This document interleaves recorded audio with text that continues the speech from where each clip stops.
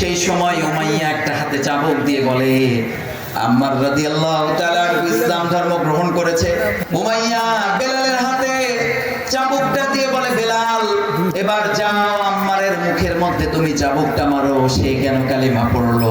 হযরতে বেলাল আম্মারের কাছে গেলেন, গিয়ে হাতের মধ্যে সঙ্গে সঙ্গে চাবুকটা উঠিয়ে বলে, আল্লাহর কসম করে বলি ভাই, আপনিও ইসলাম ধর্ম গ্রহণ করেছেন, আমিও ইসলাম ধর্ম গ্রহণ করেছি, আমি কখনো আপনাকে মারতে পারবো না। বলেন সুবহানাল্লাহ। উমাইয়া এই দৃশ্য দেখে সঙ্গে সঙ্গে হযরতে বেলালকে ধরে নিয়ে আসলেন।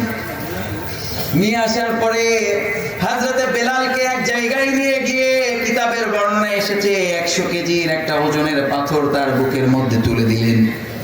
হযরতে বেলালের এত কষ্ট হচ্ছিল, সব সময় হযরতে বেলাল আল্লাহর জিকির করতেন।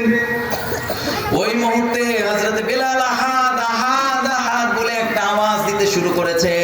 হযরতে বেলালকে যতই নিষেধ করে ছাড়তে পারে না, ছাড়াতে পারে না, বরং বেলাল পড়ে লা ইলাহা ইল্লাল্লাহু মুহাম্মাদুর রাসূলুল্লাহ সাল্লাল্লাহু আলাইহি ওয়াসাল্লাম। হযরতে বেলাল পড়তেই থাকে।